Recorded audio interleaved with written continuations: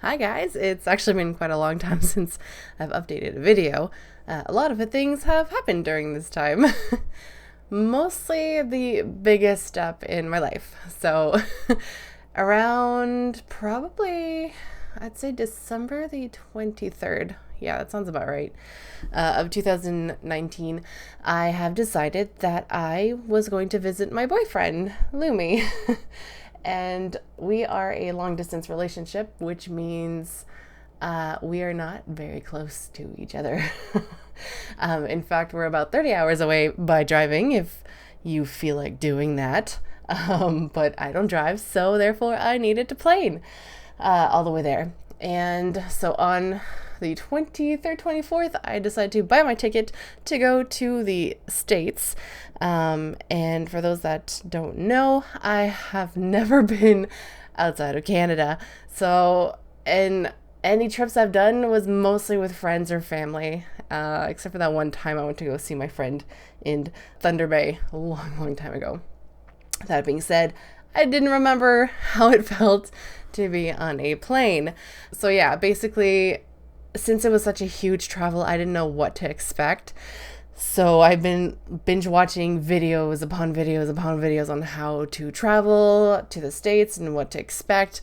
And it was very, very overwhelming. So that being said, first things was first, I had to get myself a suitcase that could carry all my shit back and forth.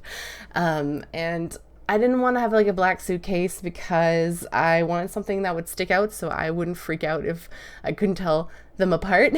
So my main goal was to basically have a white suitcase, therefore I could draw on it and customize it and be like, yeah, that is mine.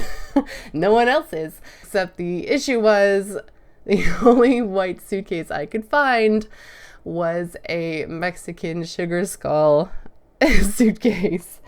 And the funny thing is, my boyfriend and his family are Mexican, so I didn't really want them to think, oh, haha, she's getting a Mexican themed suitcase because we're Mexican. I was like, no, that's not what I wanted to do at all.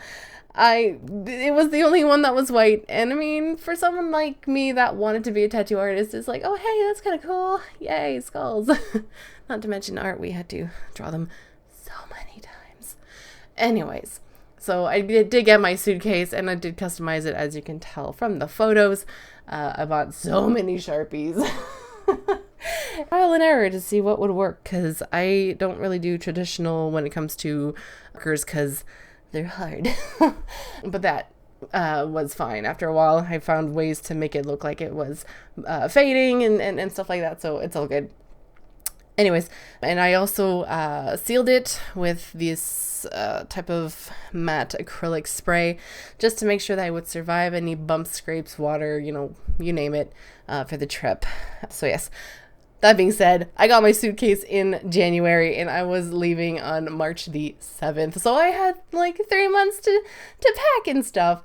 And it was very stressful because I didn't know what to bring and how not to overpack. Now, because it was my first time flying to the States, I was very scared because I didn't know if they would stop me, ask me for questions, especially when it comes to long distance relationship. I'm pretty sure a lot of them will think, oh, are you going to get married over there and be illegal and all that scary stuff?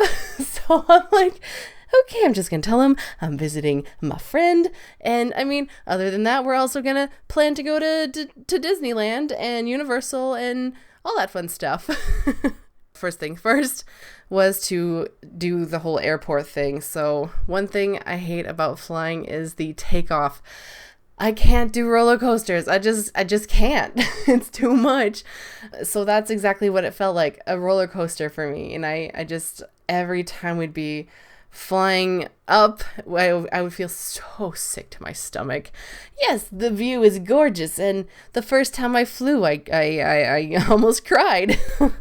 So I knew this time I wouldn't have to cry, obviously, because I've been there before. I know it's safe, and I know that we're not going to crash, even if my brain is telling me otherwise. And yeah. I don't know if you could tell, but I'm extremely nervous and paranoid and always think of the negative things when it comes to my life. So yeah, it was very, very scary. I did look as well for maps and stuff so I can get used to the whole airport situation. But I mean, even if I didn't have the maps, the airport had all these signs that saying where to go.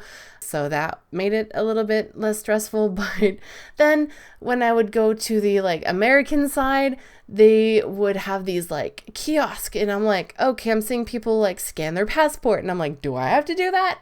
So I'm like trying and nothing's working, and I'm like, what the am I broken? Like, is my passport like not working? I mean, I spend so much for like a 10-year passport, like it should be working.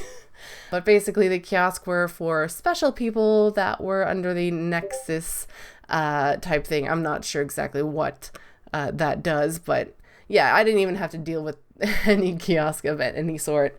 But yeah, so once we went to security, yeah,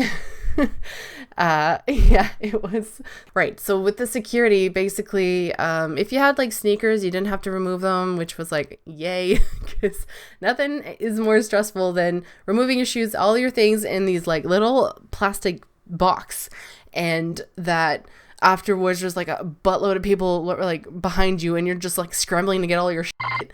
But luckily I was alone, so I didn't have to worry too much. But yeah, they do ask you basic questions like why you're here, how much money are you bringing, are you bringing like illegal stuff, are you bringing guns? I was like, no, I'm just here for Disneyland, please let me through, I want to go to Disneyland. I've never been before, and I'm doing my childhood dream here. So yeah, anyways, they let me go through, and one thing that was really, really stressful was the connecting flights.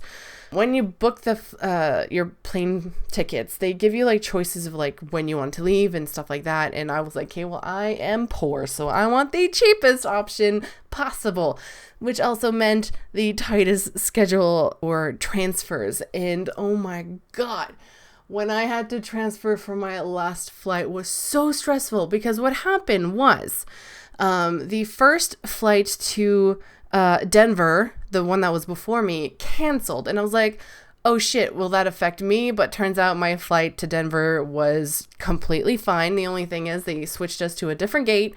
The first flight got canceled, so they had to fit everyone from that flight to our plane. So we had to get a bigger plane in order to get that.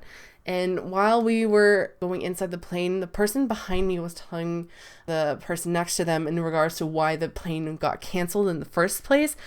Apparently, their plane was like trying to like unpark, and the driver accidentally made the plane wing like crash into another plane. So they had to cancel that whole flight because of that whole ordeal. That is pretty intense, and I'm like praying to God that doesn't happen to me in any other flights that I do. But so far everything was good. Yeah, so when we were late because of them, so we had to, I think we were about an hour late, because they were trying to put all the baggages from the first plane into ours. And by the time we got there, I had maybe like 10 minutes tops to get to my flight, and I was freaking out so much. Okay, as a fat person, to go through a huge airport, it is fucking terrifying to fat girl run through people trying to get to your place that you've never been to before. So I'm like struggling. The people at the plane, they were like, oh, there's gonna be someone at the front telling you where to go. And I was like, okay, cool, I'm just gonna wait for them to tell me. But they were taking forever, and then people were just saying like, go down the hallway, go down these stairs, let's get a train. I'm like, oh, I think I remember I had to take a train. So I'm booking it as best as I could, trying to find these people. But obviously they're skinnier, they're gonna run faster than me. And I'm panicking because I just lost track of all the people I was supposed to follow. And I found this janitor guy, and I was like, please, for the love of God, tell me where to go. And so he told me exactly where to go downstairs. And when I got downstairs, the freaking train, the train freaking left without me. And I was like, I'm so screwed. I'm like, oh my God, I don't even know when this train is going to leave, and I need to get on my flight like now.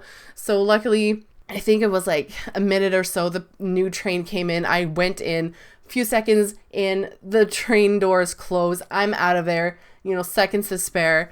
I get to my gate. They're already calling my numbers to get in. And I was like, oh my God, I just made it. I was so stressed. And I'm like gasping for air because this is too much running for a fluffy person like me, okay? So yeah, and then, oh my God, plane was so packed. Like, I was stressed because, like, I made sure that I had all the side chairs because I'm like, I don't want to squish someone because I'm too big, or if I'm on the side, I can always spill out on the other side, so it was fine. And I finally got to Albuquerque where my boyfriend was waiting for me. And yeah, I was still stressed because I didn't have no internet. I didn't have a data plan for the States. I was just basically hoping to God that there was Wi-Fi everywhere I went to, which thankfully there was.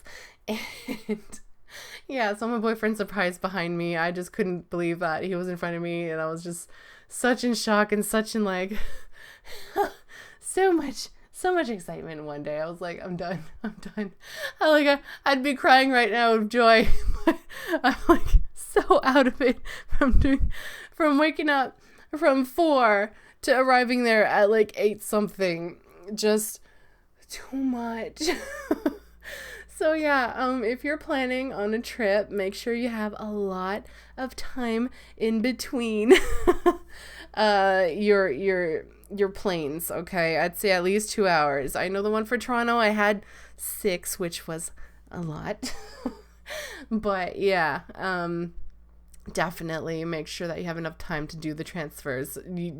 Even if you think everything is going to go well, you never know if something bad's going to happen. So that's that. So that's going to be part 1 of my tiny little series of my first trip to the States and everything like that happened during that time, especially with the virus that was happening around, because when I left, that was starting before it went to a crazy pandemic fun thing. But yes, I will go on and continue this story on another video. Oof. I'm hoping that you guys will enjoy this little adventure on my first time in the States. Yep. I look forward to see you guys in the next video. All right, bye.